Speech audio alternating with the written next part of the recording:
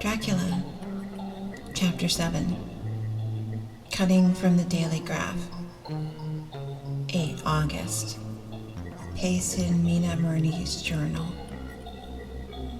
From a correspondent. Whitby. One greatest and saddest storms on record has just been experienced here, with results both strange and unique. The weather had been somewhat sultry, but not to any degree uncommon in the month of August. Saturday evening was as fine as ever had known, and the great body of holiday makers laid out yesterday for visits to the Mulgrave Woods, Robin Hood's Boy, Big Mill, Runswick, Steve's, and the various trips in the neighborhood of Whitby. The steamers Emma and Scarborough made trips up and down the coast, and there was an unusual amount of tripping, both to and from Whitby. The day was unusually fine until the afternoon, when some of the gossips who frequent the East Cliff churchyard, and from that commanding eminence, watch the wide sweep of sea visible to the north and east, called attention to a sudden show of mare's tails high in the sky to the northwest. The wind was then blowing from the southwest, in the mild degree which the barometrical languages ranked number 2, light breeze. The Coast Guard on duty at once made report, and one old fisherman, who for more than half a century has kept watch on weather signs from the East Cliff, foretold in an emphatic manner the coming of a sudden storm. The approach of sunset was so very beautiful, so grand in its masses of splendidly colored clouds, that there was quite an assemblage on the walk along the cliff in the old churchyard to enjoy the beauty. Before the sun dipped below the black mass of Kettleness, standing boldly athwart the western sky, its downward way was marked by myriad clouds of every sunset color: flame, purple, pink, green, violet, and all the tints of gold, with here and there masses not large, but of seemingly absolute blackness in all sorts of shapes, as well outlined in colossal silhouettes. The experience was not lost on the painters, and doubtless some of the sketches of the prelude to the great storm will grace the R.A. and R.I. walls in next May. More than one captain made up his mind then and there that this cobble, or his mule, as they termed the different classes of boats, would remain in the harbor until the storm had passed. The wind fell away entirely during the evening, and at midnight there was a dead calm, a sultry heat, and that prevailing intensity which, on the approach of thunder, affects persons of a sensitive nature. But there were few lights in sight at sea, for even the coasting steamers, which usually hug the shore so closely, kept well to seaward, and but few fishing boats were in sight.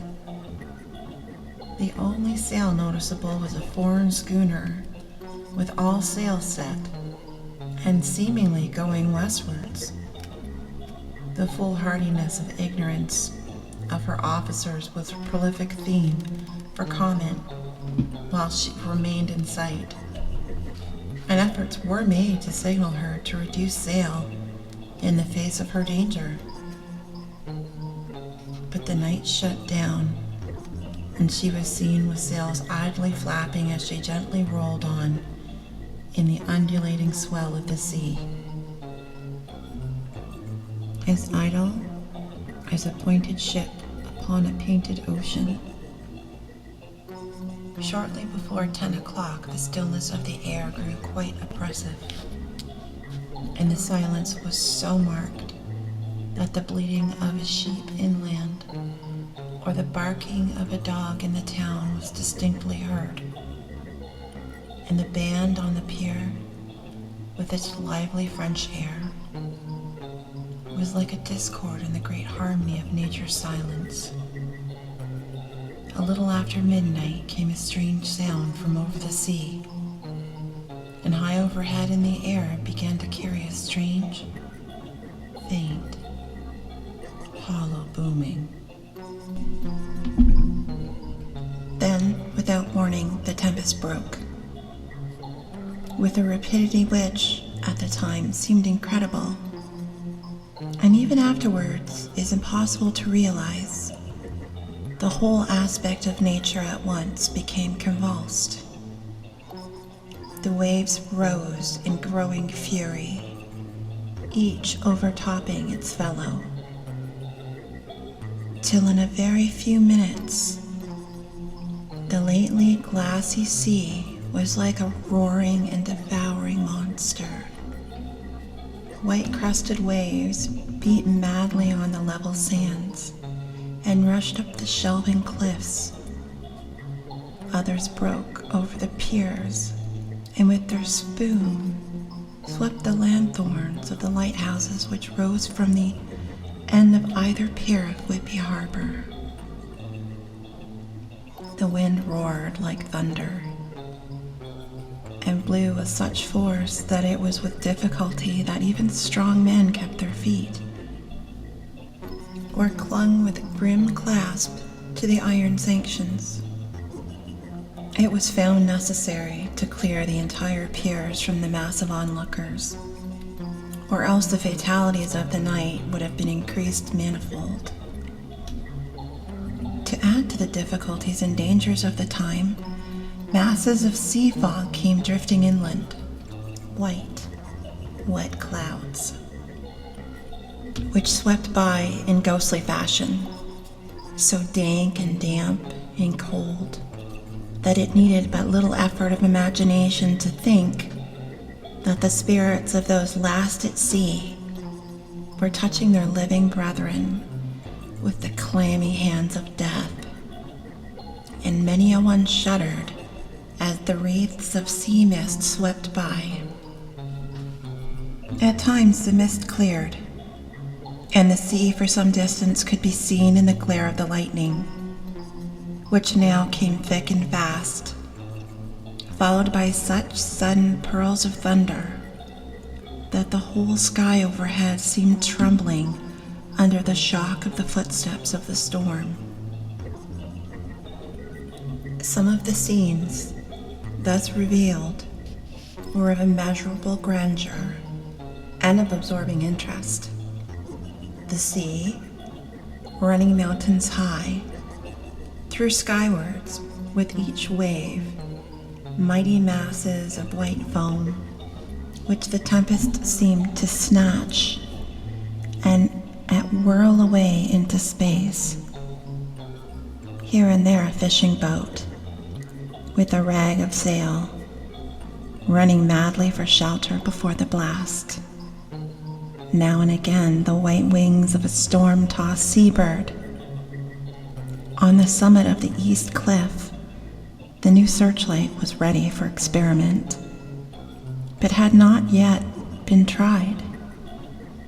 The officers in charge of it got it into working order, and in the pauses of the inrushing mist, swept with it the surface of the sea. Once or twice its service was most effective, as when a fishing boat with gunwale underwater rushed into the harbor, able, by the guidance of the sheltering light, to avoid the danger of the dashing against the piers. As each boat achieved the safety of the port, there was a shout of joy from the mass of people on shore, a shout for which at a moment seemed to cleave the gale and was then swept away in its rush. Before long, the searchlight had discovered some distance away a schooner with all sails set, apparently the same vessel which had been noticed earlier in the evening. The wind had by this time backed to the east, and there was a shudder amongst the watchers on the cliff as they realized the terrible danger in which she now was. Between her and the port lay a great flat reef on which so many good ships have from time to time suffered, and, with the wind blowing from its present quarter, it would be quite impossible that she should fetch the entrance of the harbor. It was now nearly the hour of high tide, but the waves were so great that the troughs of the shallows of the shore were almost visible, and the schooner, with all sails set, was rushing into such speed that, in the words of one old salt, she must fetch up somewhere, if it was only in hell.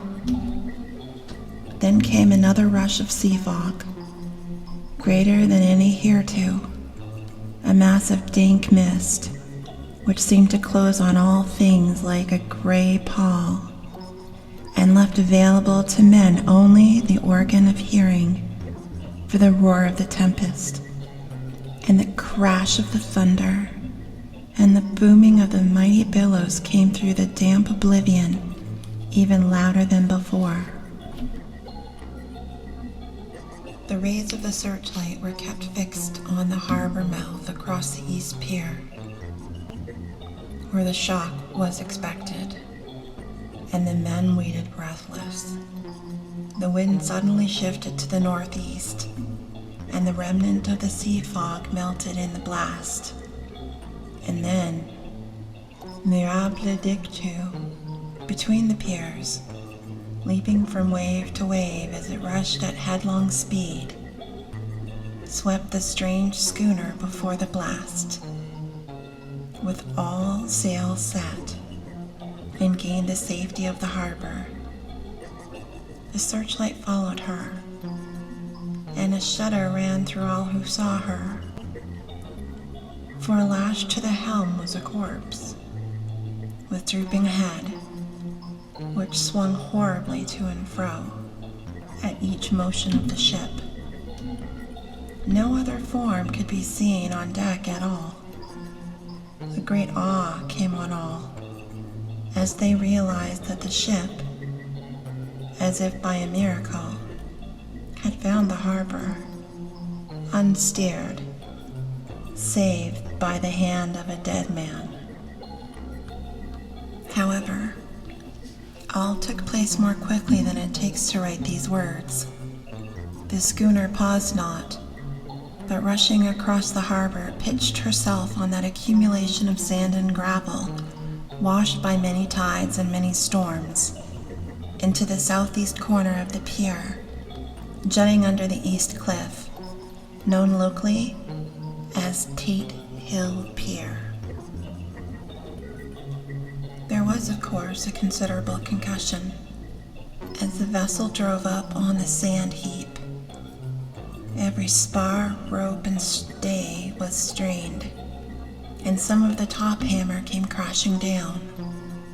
But, strangest of all, the very instant the shore was touched, an immense dog sprang up on deck from below, as if shot up by the concussion, and running forward, jumped from the bow on the sand, heading straight for the steep cliff where the churchyard hangs over the laneway to the east pier so steeply that some of the flat tombstones, thruftstones, or throughstones as they call them in Whitby vernacular, actually project over where the sustaining cliff has fallen away. It disappeared in the darkness, which seemed intensified just beyond the focus of the searchlight.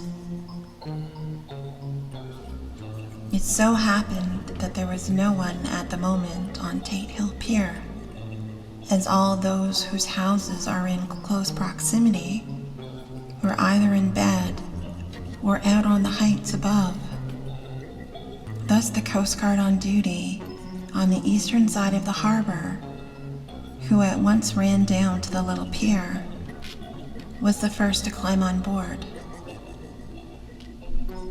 The men working the searchlight, after scouring the entrance of the harbor without seeing anything, then turned the light on the derelict and kept it there.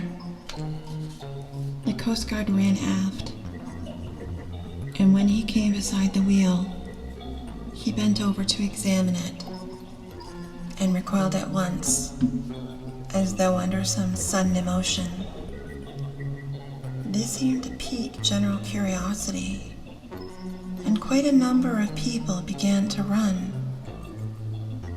It is a good way around from Westcliff by the drawbridge to Tate Hill Pier, but your correspondent is a very good runner and came well ahead of the crowd.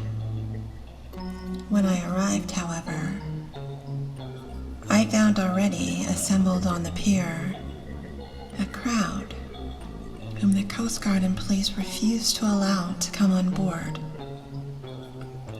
By the courtesy of the chief boatman, I was, as your correspondent, permitted to climb on deck, and was one of a small group who saw the dead seaman whilst actually lashed to the wheel. It was no wonder that the Coast Guard was surprised, or even awed, for not often can such a sight have been seen. The man was simply fastened by his hands, tied one over the other, to a spoke of the wheel. Between the inner hand and the wood was a crucifix, the set of beads on it which was fastened being round both wrists and wheel, and all kept fast by the binding cords. The poor fellow may have been seated at one time, but the flapping and buffering of the sails had worked through the rudder of the wheel and dragged him to and fro, so that the cords with which he was tied had cut the flesh to the bone. Accurate note was made of the state of things, and Dr. Surgeon J. M. Caffrin of 33 East Elliott Place, who came immediately after me, declared, after making examination, that the man must have been dead for quite 2 days. In his pocket was a bottle, carefully corked, empty save for a little roll of paper, which proved to be the addendum to the log. The Coast Guard said the man must have tied up his own hands, fastening the knots with his teeth. The fact that a Coast Guard was the first on board may save some complications later on in the Admiralty Court, for Coast Guards cannot claim the salvage, which is the right of the first civilian entering on a derelict. Already, however, the legal tongues are wagging, and one young law student is loudly asserting that the rights of the owner are already completely sacrificed, his property being held in contravention of the statutes of Mormon, since the tiller, an embalmed ship, if not proof, of delegated possession, is held in a dead hand. It is needless to say that the dead steersman has been reverently removed from the place where he held his honorable watch and warred until death. His steadfastness is noble, as if the young Casablanca placed in the mortuary to wait inquest. Already, the sudden storm is passing, and its fierceness is abating. Crowds are scattering homeward, and the sky is beginning to redden over the Yorkshire wolds. I shall send in time for your next issue further details of the derelict ship, which found her way so miraculously into the harbor in the storm. Whitby, 9 August. The sequel to the strange arrival of the derelict in the storm last night is almost more startling than the thing itself. It turns out that the schooner is a Russian from Varna, and it is called the Demeter.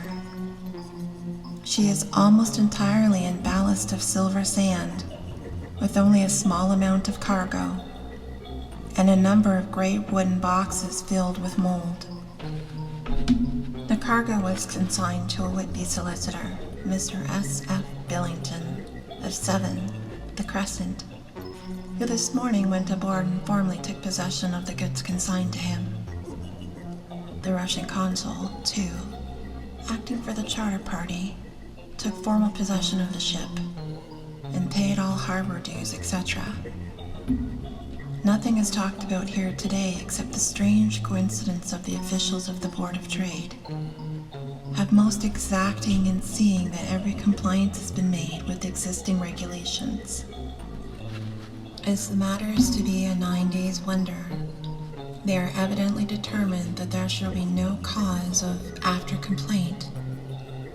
A good deal of interest was abroad concerning the dog which landed when the ship struck, and more than a few of the members of the SPCA, which is very strong in Whitby, have tried to befriend the animal. To the general disappointment, however, it was not to be found. It seems to have disappeared entirely from the town. It may be that it was frightened and made its own way to the moors, where it is still hiding in terror. There are some who look with dread on such a possibility, lest later on it should in itself become a danger, for it is evidently a fierce brute. Early this morning, a large dog, a half-bred mastiff belonging to a coal merchant close to the Tate Hill Pier, was found dead in the roadway opposite to its master's yard. It had been fighting, had manifestly had a savage opponent, for its throat was torn away, and its belly was slit open as if with a savage claw. Later, by the kindness of the Board of Trade Inspector, I've been permitted to look over the logbook of the Demeter, which was in order up until within 3 days, but contained nothing of special interest except as to facts of missing men. The greatest interest, however, is with regard to the paper found in the bottle, which was today produced at the inquest, and a more strange narrative than the two between them unfold, as it had not been my lot to come across. As there is no motive for concealment, I am permitted to use them, and accordingly send you a rescript, simply omitting technical details of steamship and supercargo. It almost seems as though the captain had been seized with some kind of mania before he had got well into the blue water, and that this had developed persistently throughout the voyage. Of course, my statement must be taken cum grano, since I am writing from the dictation of a clerk of a Russian consul, who kindly translated for me, time being short. Log of the Demeter, Varna to Whitby. Written 18 July. Things so strange happening that I shall keep accurate note henceforth till we land. On 6 July we finished taking in cargo, silver sand and boxes of earth. At noon set sail, east wind, fresh. Crew 5 hands, 2 mates, cook, and myself, captain. On 11 July at dawn entered Borfis, boarded by Turkish customs, officers Bakish, all correct, underway at 4 p.m. On 12 July, through Dardanelles, more customs officers and flag boat on guarding squadron. Bakshish again. Work of officers though, but quick. Want us off soon. At dark, passed into Archipelago. On July 13th, passed Cape Matapan. Crew dissatisfied about something. Seemed scared, but would not speak out. On 14 July was somewhat anxious about crew. Men all steady follows, who sailed with me before. Mate could not make out what was wrong. They only told him there was something, and crossed themselves. Mate lost temper with one of them that day and struck him. Expected fierce quarrel, but all was quiet. On 16 July, mate reported in the morning that one of the crew, Petrovsky, was missing. Could not account for it. Took larboard, watch 8 bells last night. Was relieved by Amberov, but did not go to bunk. Men more downcast than ever. All said they expected something of the kind, but would not say any more than that there was something on board. Mate getting very impatient with them. Feared some trouble ahead. On 17 July, yesterday, one of the men, O'Garin, came to my cabin and in an awestruck way confided to me that he thought there was a strange man aboard the ship. He said that in his watch he'd been sheltering behind the deck house, as there was a rainstorm, when he saw a tall, thin man, who was not like any of the crew, come up the companionway and go along the deck forward and then disappear. He followed cautiously, but when he got to the bows found no one, and all the hatchways were closed. He was in a panic of superstitious fear, and I'm afraid the panic may spread. To allay it, I shall today search the entire ship carefully from stem to stern. Later in the day, I got together with the whole crew and told them, as they evidently thought there was someone on the ship, we would search from stem to stern. My first mate, angry, said it was folly, and to yield to such foolish ideas would demoralize the men. He said he would engage to keep them out of trouble with a handspike. I let him take the helm, while the rest began thorough search, all keeping abreast with lanterns. We left no corner unsearched, as there were only big wooden boxes. There were no odd corners where a man could hide. Men much relieved when searched over, and went back to work cheerfully. First mate scowled, but said nothing.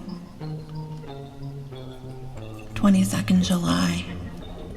Rough weather the last 3 days, and all hands busy with sails, no time to be frightened. Men seem to have forgotten their dread. Mate cheerful again, and all on good terms. praised men for work in bad weather, past ship or altar and out through the straits. All well.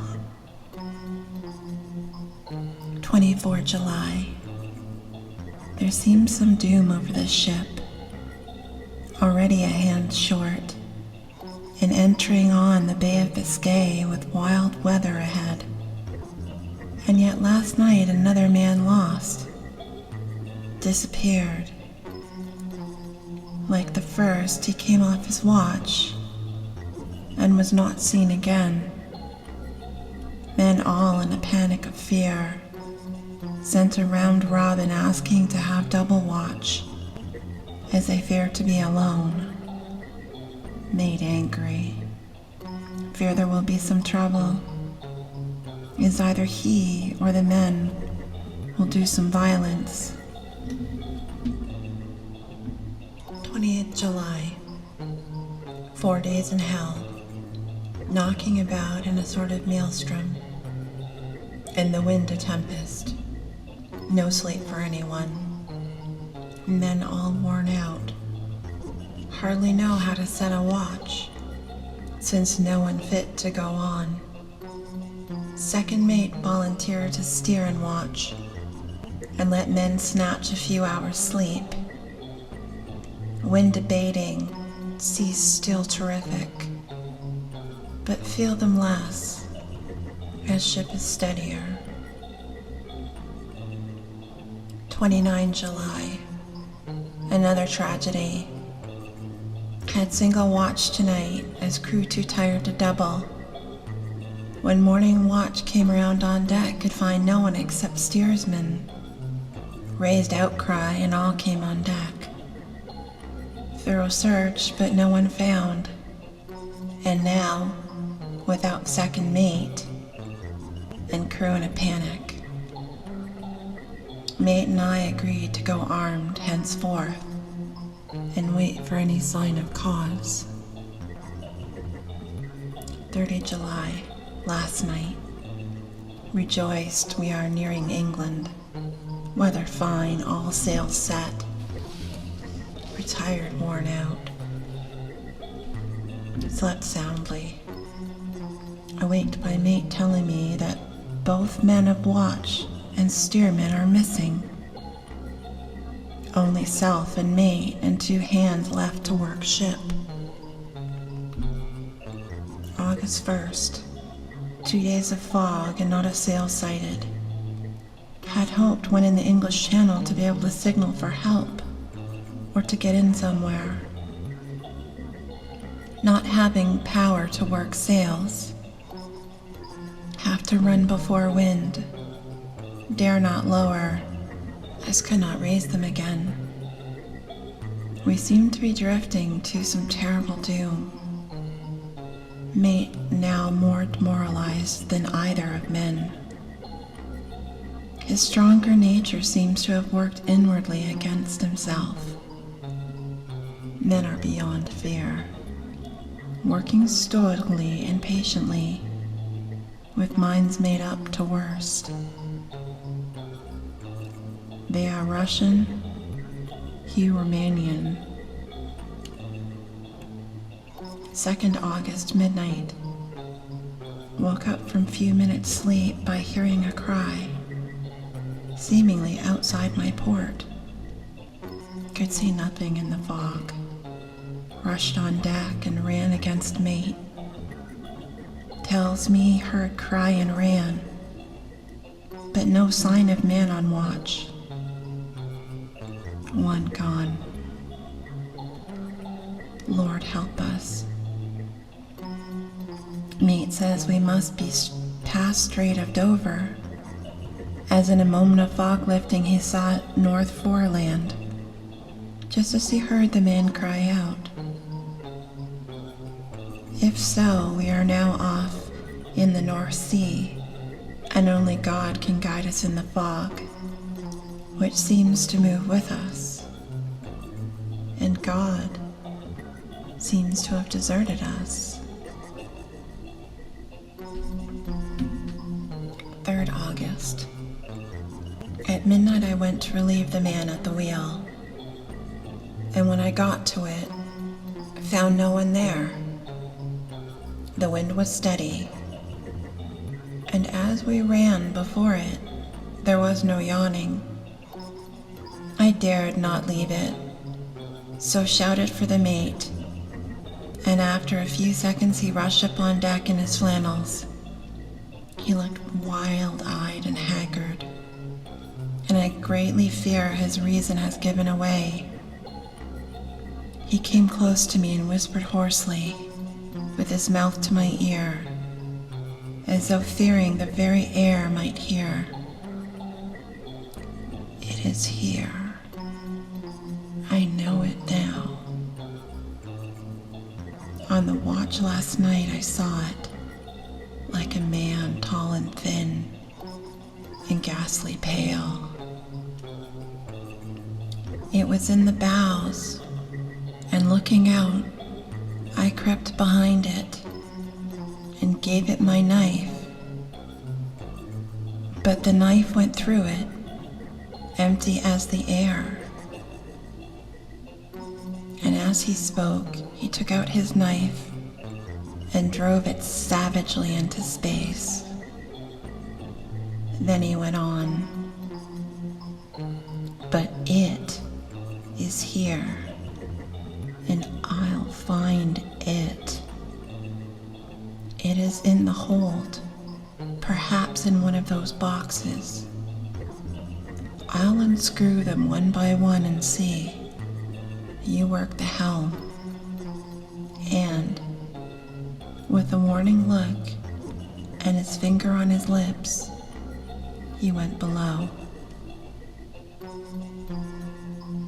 There was springing up in a choppy wind, and I could not leave the helm. I saw him come out on deck again with a tool chest and a lantern, and go down the forward hatchway. He is mad, stark, raving mad, and it is no use my trying to stop him. He can't hurt those big boxes. They are all invoiced as clay, and to pull them about is a harmless thing to do. So here I stay and mind the helm and write these notes. I can only trust in God and wait for the fog to clear. Then, if I can't steer to any harbor with the wind, that is, I shall cut down sails and lie by and signal for help. It is nearly all over now, just as I was beginning to hope that the mate would come out calmer, for I heard him knocking away at something in the hold, and work is good for him. There came up the hatchway a sudden, startled scream, which made my blood run cold. And up the deck, he came as if he shot from a gun, a raging madman, with his eyes rolling and his face convulsed with fear. Save me, he cried. And then he looked around on the blanket of fog. His horror turned to despair, and in a steady voice he said, "You better come to, Captain, before it is too late. He is here. I know the secret now. The sea will save me from him, and it is all that is left." Before I could say a word or move forward to seize him, he sprang on the bulwark and deliberately threw himself into the sea. I suppose I know the secret too now. It was this madman who had got rid of the men one by one, and now he has followed them himself. God help me. How am I to account for all of these horrors when I get to port? When I get to port, will that ever be? 4 August, still fog, which the sunrise cannot pierce. I know there is a sunrise because I am a sailor. Why else, I know not. I dared not go below. I dared not leave the helm, so here all night I stayed. And in the dimness of the night I saw it, him. God forgive me. But the mate was right to jump overboard. It was better to die like a man, to die like a sailor in blue water.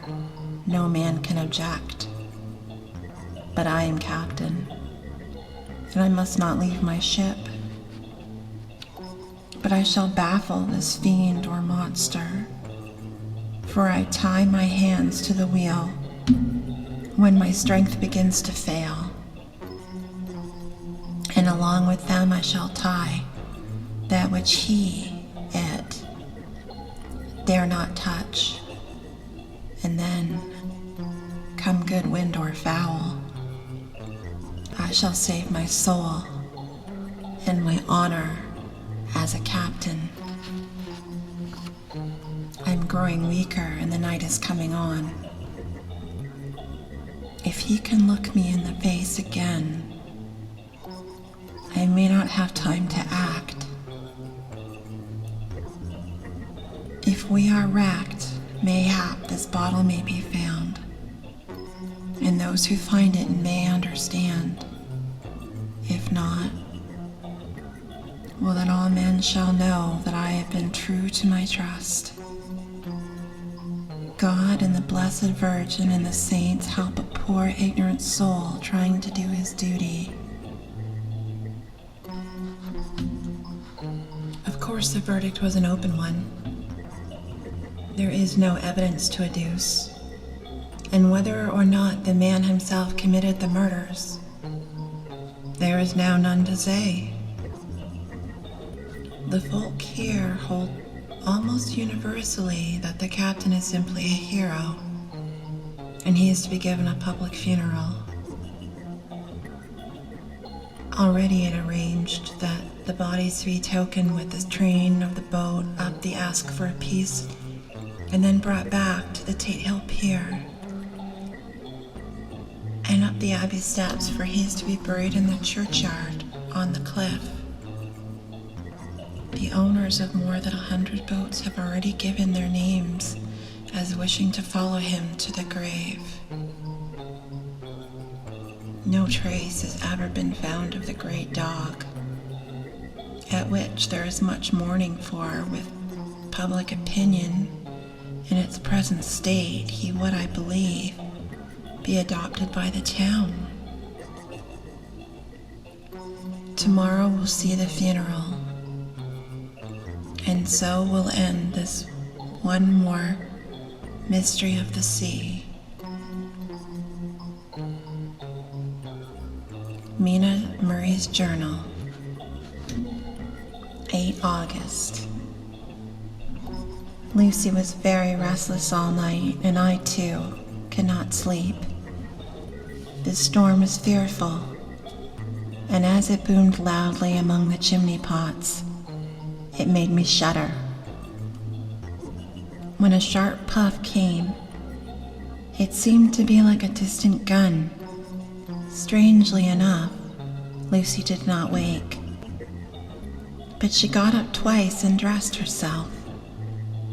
Fortunately, each time I awoke in time and managed to undress her without waking her, and got her back to bed. It is a very strange thing, this sleepwalking, for as soon as her will is thwarted in a physical way, her intention, if there be any, disappears, and she yields herself almost exactly to the routine of her life. Early in the morning, we both got up and went down to the harbor to see if anything had happened in the night. There are very few people about, and though the sun was bright and the air clear and fresh, the big, grim-looking waves that seemed dark themselves because of the foam that topped them was like snow, forced themselves in through the narrow mouth of the harbor, like a bullying man going through a crowd. Somehow, I felt glad that Jonathan was not at the sea last night, but on land. But oh, is he on land or sea? Where is he and how? I'm getting fearfully anxious about him. If only I knew what to do and could do anything. 10 August. The funeral of the poor sea captain today was most touching. Every boat in the harbor seemed to be there, and the coffin was carried by captains all the way from Tate Hill Pier up to the churchyard.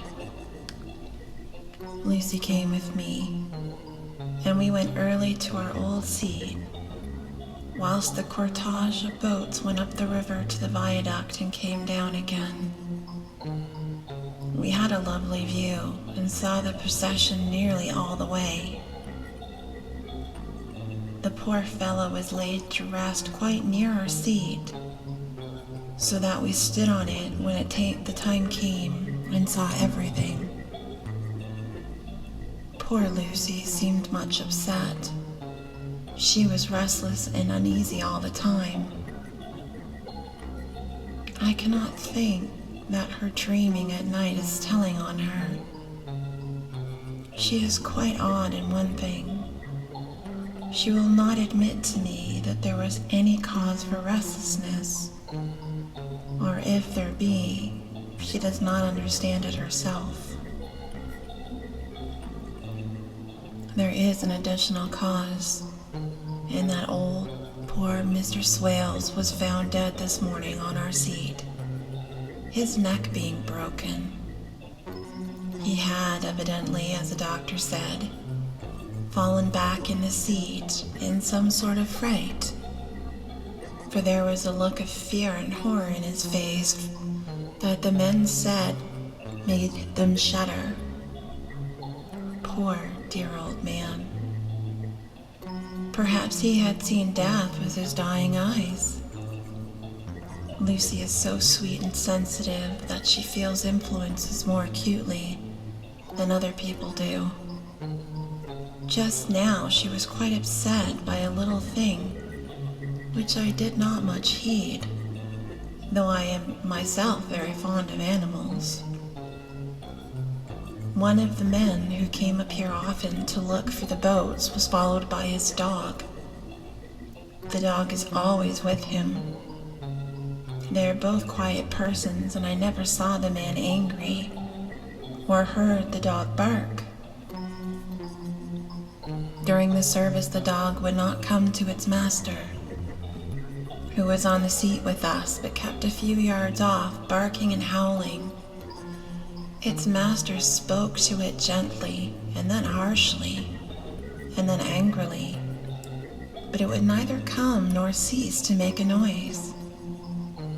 It was in a sort of a fury, with its eyes savage, and all its hairs bristling out like a cat's tail when puss is on the warpath. Finally, the man, too, got angry and jumped down and kicked the dog, and then took it by the scruff of the neck and half dragged and half threw it on the tombstone on which the seat is fixed. The moment it touched the stone, the poor thing became quiet and fell all into a tremble. It did not try to get away, but crouched down, quivering and cowering. It was in such a pitiable state of terror that I tried, though without effect, to comfort it. Lucy was full of pity too, but she did not attempt to touch the dog, but looked at it in an agonized sort of way. I greatly fear that she is of too sensitive a nature to go through the world without trouble. She will be dreaming of this tonight, I am sure. The whole agglomeration of things. The ship steered into port by a dead man. His attitude, tied to the wheel with a crucifix and beads. The touching funeral. The dog, now furious and now in terror, will all afford material for her dreams. I think it will be best for her to go to bed tired out physically, so I shall take her for a long walk by the cliffs to Robin Hood's Bay and back. She ought not to have much inclination for sleepwalking then.